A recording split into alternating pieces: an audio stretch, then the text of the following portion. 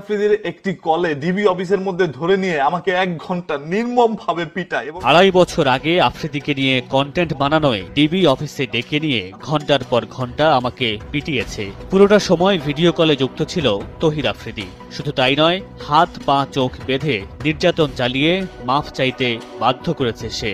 এভাবেই কথাগুলো বলছিলেন কন্টেন্ট ক্রিয়েটর সাইম।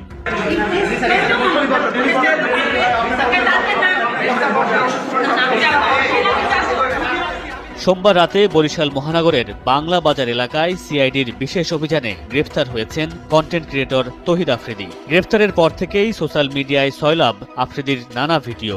সাবেক ডিবি প্রধান হারুনের সঙ্গে তার ব্লগ ছাড়াও ধীরে ধীরে প্রকাশ্যে আসছে নানা অভিযোগ, যা শেয়ার করছেন অনেকেই।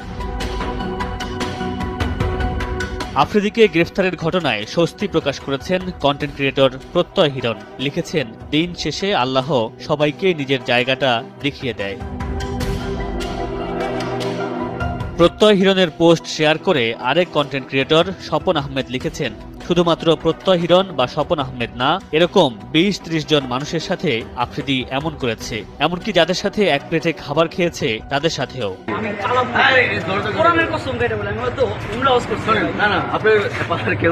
গেল রাতে আফ্রিদিকে গ্রেফতার অভিযানের সময় তাকে বলতে শোনা যায়, আমি পালাবো।